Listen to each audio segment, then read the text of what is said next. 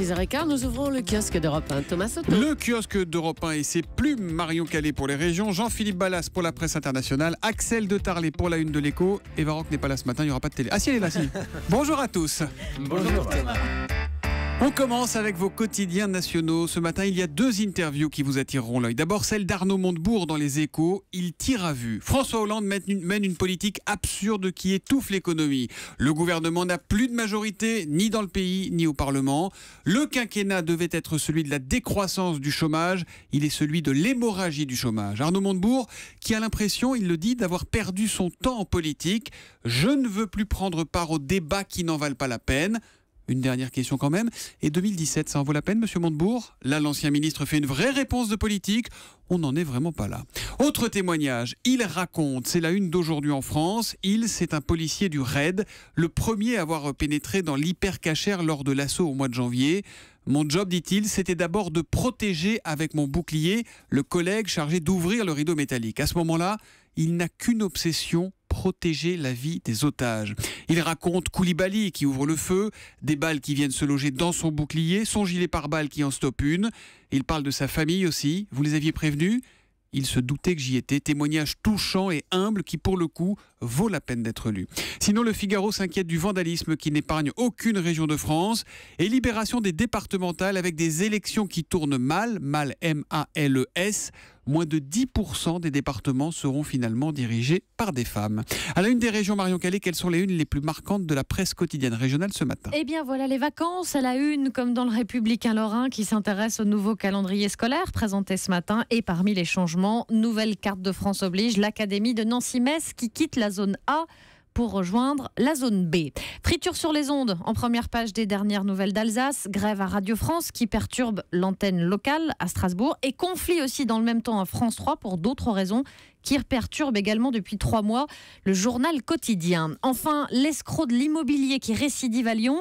Un homme de 49 ans proposait à la location des appartements qui ne lui appartenaient pas. Il empochait le premier loyer et le dépôt de garantie au passage. Lui qui avait déjà été arrêté en septembre dernier pour les mêmes faits. Marion, vous avez également été touchée ce matin par l'interview d'Hubert Artaud. C'est à la une de Nice Matin. Oui, s'il avoue avoir le cœur déchiré, Hubert Artaud n'en passe pas moins à l'offensive. Il va engager des poursuites judiciaires. Lui, le pilote privé d'hélicoptère qui réside à Antibes, assure que plusieurs erreurs ont été commises. Le copilote, assure-t-il, a été remplacé par le caméraman qui ne peut pas juger la distance et qui gêne donc le pilote. C'est ce que sous-entend le frère de Florence Artaud qui se dit furieux qu'on ait mis en danger la vie de 10 personnes pour avoir une ligne bénéficiaire en fin de bilan. En fait, là, ce qu'il critique, c'est le choix de la production qui traite normalement avec une société d'hélicoptères à Paris, mais qui là a décidé de se faire prêter des appareils par le gouvernement argentin. C'est ce qu'il dit, un homme en colère, prêt à se battre pour qu'un tel drame ne se reproduise pas. Hubert Artaud qui va demander à tous les marins de France d'actionner leur corne de brume pendant 15 secondes le 26 avril prochain, jour de l'inhumation de la navigatrice au large de Cannes sur l'île Sainte-Marguerite. Voilà pour cette émotion du frère de Florence Artaud à lire dans Nice Matin ce matin. La presse internationale, Jean-Philippe Ballas, on va en Belgique ce matin avec la star nationale qui est même un peu plus que ça, c'est Stromae. Stromae, le chanteur hyper talentueux, passé maître dans l'art de la communication avec ce qu'il faut d'intelligence et d'ironie. Vous allez comprendre. Prenez son tout dernier clip, Carmen. L'amour est comme l'oiseau de Twitter. C'est le quotidien belge Le Soir qui en parle. Alors je vous fais le pitch. Ce clip, c'est un dessin animé qui met en scène Stromae avec un gros oiseau bleu, très désagréable, très pas beau, très inquiétant. Un oiseau bleu, vous l'avez entendu, qui rappelle furieusement le logo de Twitter. Voilà, le clip est réalisé par Sylvain Chomet, celui qui avait fait les triplettes de Belleville, excellent dessin animé, et qui tacle joyeusement les réseaux sociaux, écrit Le Soir. Le paradoxe, l'ironie, c'est que ce clip est diffusé en exclusivité par un site internet, BuzzFeed, temple de l'info insolite, prête à partager, c'est ce qu'écrit Le Soir. Et vous savez quoi? On vous met du coup ce clip sur Twitter avec le hashtag un matin. Et voilà. En gros, on dénonce les réseaux sociaux envahissants en servant justement de ces mêmes réseaux sociaux. C'est ça qui est fortiche. Stromae gère de main de maître sa communication et sait manipuler tout son petit monde, c'est ce que raconte Le Soir. Il y a une semaine déjà, il avait créé un compte Instagram, là c'est le partage des photos, en distillant des petits dessins énigmatiques. En fait, c'était la bande-annonce de ce clip. Et depuis 24 heures, il suffit donc d'aller aller sur Twitter, sur Facebook, n'importe où sur Internet pour constater que ce clip qui dénonce les dérives d'Internet est l'un des plus partagés sur Internet. Voilà, alors j'ai vu ce clip, effectivement très réussi, je ne sais pas si vous avez jeté un œil.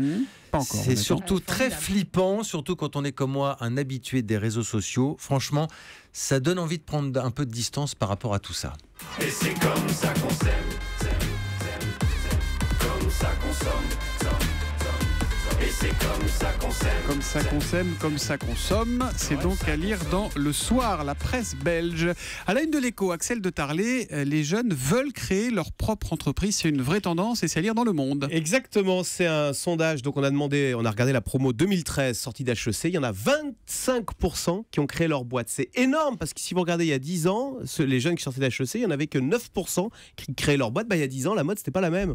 On rêvait de travailler dans la finance. Et puis souvenez-vous, à notre génération, alors nous, c'était peut-être pas la finance, mais c'était les grands groupes qui faisaient rêver les jeunes. Il était comment en vrai, Napoléon, Axel? Non, mais autrefois, ce qui faisait rêver, c'était d'être chargé de marketing chez L'Oréal, c'était de travailler dans la pub. Et ben aujourd'hui, non. Donc Mark Zuckerberg, c'est la génération Mark Zuckerberg, c'est comme ça que je l'appelle, le patron de Facebook est passé par là. Aujourd'hui, on veut créer sa boîte, c'est ça qui est valorisé dans l'opinion.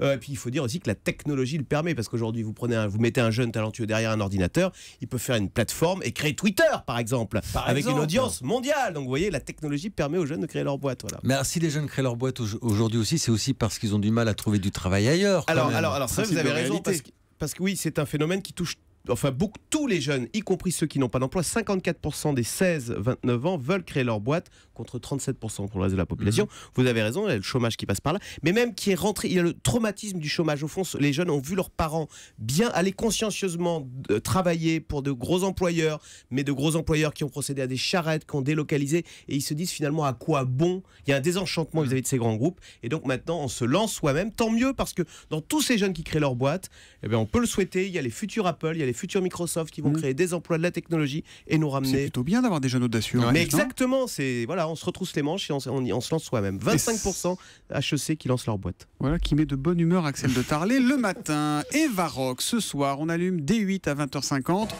les 5 ans. Ah, c'est Cyril Hanouna. 5 ans ne touche pas à mon poste. Petite beauté. Il le fait mieux que vous, quand même. L'émission est née le 1er avril 2010, oui, sur France 4, et c'était pas un gag. Hein. Cyril Hanouna débarquait avec une bande de chroniqueurs pour décrypter les programmes télé et l'actu télé. C'était quand même une première, une émission hebdomadaire qui est devenue ensuite quotidienne sur D8 en 2012. Alors, elle agace parfois certains, et puis elle rassemble surtout quand même tous les soirs près de 1 500 000 personnes. C'est un vrai succès, en tout cas un succès de la TNT. Alors TPMP, c'est quoi ? C'est des jugements modérés, surtout ceux des Nora. Pour moi, on a touché le fond. Pardonnez-moi, mais j'ai honte. J'ai honte vraiment qu'on diffuse ce programme. Je trouve ça mais complètement putassier pour le coup. Voilà, c'était un mot qui revient souvent, putassier, vous savez. Et alors, elle parlait d'une émission de D8, ce qui est quand même très fort parce que ça prouve leur liberté de parole aussi sur la chaîne. TPMP, c'est aussi des déclarations un peu fracassantes. C'est des déclarations de candidature étonnantes parce que bientôt, peut-être, Cyril Hanouna sera futur président de France Télévisions. Moi, président de France Télévisions, très bien. je remplacerai tous les génériques des émissions par Ritano de Kenji. Moi, président de France Télévisions, Patrick Sébastien animera même la météo. Vous imaginez ? Oh putain, il y a des giboulées, c'est génial les giboulées. C'était il y a quelques jours. Il est vraiment candidat. Il est vraiment candidat, il a déposé son dossier dans les temps et tout. Et il espère pouvoir être auditionné par le CSA, je suis pas sûre qu'il y arrive. Et TPMP, c'est aussi le même animateur qui perd une dent en direct. Je vous le dis tout de suite, je risque de perdre une dent. Une dent provisoire à tout moment. D'ailleurs, je crois que je suis en train de la perdre. Donc je la mets là. Non, mais je vous jure que je viens de perdre une dent. Non, mais c'est pas une vanne. Ça, c'est le direct. Il a vraiment et il perdu a une vraiment dent. perdu sa dent. Alors il a montré à la caméra, il l'a mise dans sa poche en attendant la fin de l'émission. Donc ce soir, vous allez voir, c'est des archives à gogo évidemment. Il y a beaucoup d'images de France 4 qui sont assez amusantes. Et puis on ne devrait pas échapper. Il avait Thomas... commencé sur France 4. Oui, ça a commencé sur France 4. Oui. On ne devrait pas échapper à une danse des épaules sur ce titre évidemment. Oh non, c'est la musicale. Insupportable. Oh non. Oh, le baroque. On l'a dans la tête. On va vous avoir dans la tête toute la journée. Oh non. Bah, vous penserez à moi comme ça. Bon, en attendant, toute la journée, on peut aussi écouter Cyril Hanouna qui est Dans les pieds dans le TPMP. Pardon, les pieds dans le plat. C'est sur Europe 1 de 16h Et j'y à serai aujourd'hui. 18h. Avec Axel de Tarlé. parlé du Remettez un coup de sardine pour le coup, dis donc, pour fêter ça.